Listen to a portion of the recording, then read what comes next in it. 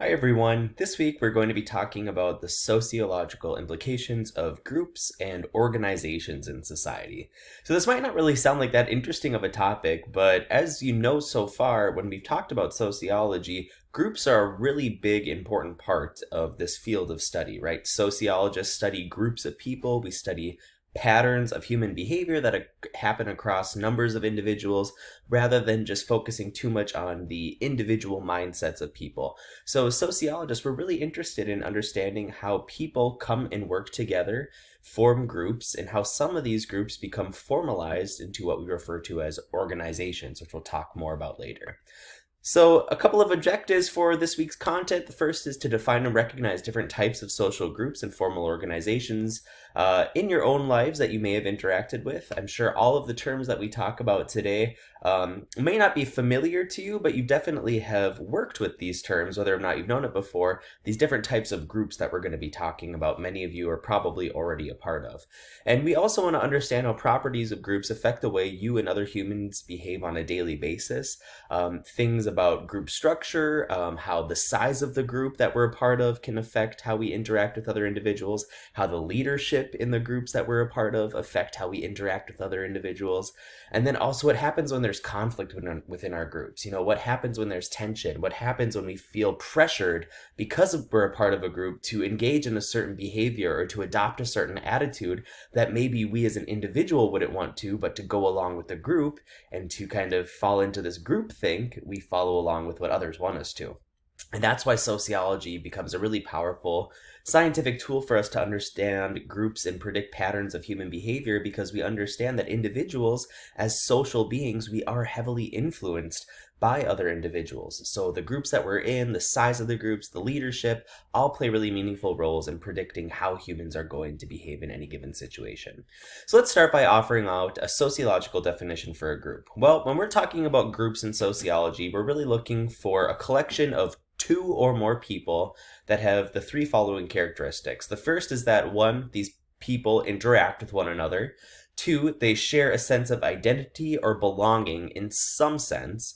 And three, they have norms that non-members do not have. So remember last week we talked about norms, and when we were talking about culture, which are kind of like these shared values or ways of life that a group of individuals maintain, right? So a group will have their own sense of kind of culture, if you will. An aggregate is simply a gathering of people who happen to be at the same place at the same time, but have no other connection to one another. So it's not just to say from a sociological perspective, when we're talking about groups, we're not just talking about any collection of people that are together whatsoever, right? You could be, for example, standing in line at a Starbucks or at a movie theater, and you might not have anything at all in common with those people. You might not interact at all with those other individuals. You probably don't share a sense of identity or belonging. You probably don't have norms that you share with other people in the line at Starbucks, right? So you're just an aggregate. You're just a collection of people that would happen to be at the same place at the same time with no other connection. Sociologists also sometimes look at categories of people, which are essentially collections of people who share a particular characteristic, but they do not necessarily interact with one another, and nor do they have anything else in common, a shared sense of identity, etc. So, for example, perhaps Texans, Asian Americans, millennials, you might have a characteristic in common, but do you know every other Texan that exists? Do you interact with all the other Texans? Yeah, maybe not. So you maybe are missing out that quality that would qualify you to be a group. So this is just kind of some nuts and bolts about terminology. I wouldn't worry about this too much. The big thing to remember though is just that groups, at least two people, two or more people, they share these three qualities: interact with one another, share a sense of identity, and they have norms that non-group members do not follow. All right? So let's talk about some group properties. Groups can be as small as two people, like we just mentioned in that definition, and this is the smallest form of group, which is called a dyad. Or they can consist of three people, and this is the second smallest group size, obviously, and a group of three people is referred to as a triad. So as groups go larger, they become more stable, which is a good thing because the more stable a group is, the less likely it is to dissolve. However, as groups go larger, their intimacy decreases. So the more people we have in a group, the more stable it becomes, but the less intimate it becomes. So what happens if one member of a dyad would leave the group? Well, since a group requires at least two people and a dyad consists of two people, if one member of a dyad left, the group would cease to exist. So that's an easy way to think about, remember this rule about stability. The larger a group becomes, the more stable it becomes, because if a few people leave out of a group of 50 people, you're still 48 strong. That group is still really well intact. But the smaller your group is, if you only have, 3 or 4 people in your group and one person leaves, your group becomes far less stable, because if you get down too small, eventually it might break apart and not exist anymore, right? The size of groups really matters because it affects this rule that we call the diffusion of responsibility, which essentially suggests that a person is less likely to take responsibility or action or participate within a group when others are present. So another way to think about this is that the more people that are present in any given setting, not even a group, but even an aggregate or a category, the less responsibility we would feel individually. So think of this, if you are in a school group, right? Maybe you're in a school group for playing the flute, all right? Maybe there's a flautist group on campus. I don't know. Roll with me here. So let's say that there's 10 of you in this group, right? You're a student group on campus, and the leader, the president of your group says that the group needs a volunteer to hang flyers around campus for this recital that you're going to hold, right? Now, if there's 10 of you in that group, you might not feel that much responsibility to be the one that volunteers to hang up those flyers, right? Because there's 9 other people that could potentially volunteer to do that same thing. Now, if your group was only a triad, for example, there are only 3 members in this flautist group on campus, and the president asked the 2 other members for a volunteer to hang up those flyers, since there's only 2 of you left in that group, you'd probably feel a lot more pressure to respond or to take action, right? So this is the diffusion of responsibility. The more people that are present in a group or a category or an aggregate, the less likely any individual in that group is going to feel called to be responsible or take action. Another great example of this is, imagine if you were walking at a really busy amusement park or music festival, right? And out of nowhere you saw there's 100 people around and one person collapses to the ground. Now, what would you do? Would you run up there immediately, start performing CPR, call 911, whatever? Or would you just sit back for a second and wait and see if other people would spring to the lead, right? If other people would take action first, and then once you see someone else taking action, someone else saying, I'll call 911, someone perform CPR, you would just step back and not do anything, right?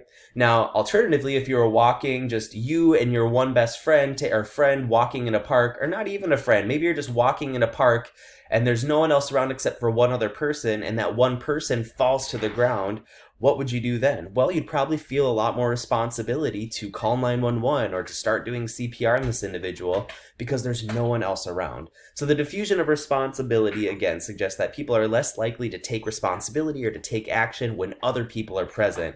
And that's because we kind of feel that the responsibility gets distributed amongst all of us when there's more people present. Another great example that you can all relate to is if you've ever been in a large lecture class and the professor asks a question, right? You probably don't feel a lot of pressure to respond to the question your professor's asking if there's 100 other students sitting in that large lecture with you. But if you're in a much smaller class, say maybe there's only 10 students in the class and the professor asks a question to you, you probably feel a little more responsibility to answer because that awkward silence is kind of uncomfortable when there's fewer people in the room versus when there's a lot more people to kind of take the pressure off, right? So this is a really interesting sociological concept that, as you can see with these few examples I've shared, can have a lot of implications on how we react, right? If you're familiar with the term the bystander effect, right? If that has a lot to do with this idea of the diffusion of responsibility, this idea that the more bystanders that are present when something bad happens, the less responsibility we as individual feels to actually respond to that action because we just hope that someone else is going to take charge so we don't have to. Another thing about group properties is that feeling a strong sense of belonging to a group can have both positive and negative consequences on its group members. So a positive sense, and this is really ties into the theory of structural functionalism, is that groups create a sense of social integration and solidarity, right? If you remember Durkheim and his contributions to structural functionalism, He was very big on this idea of a collective consciousness, that society functions best when people feel like they're a part of something larger.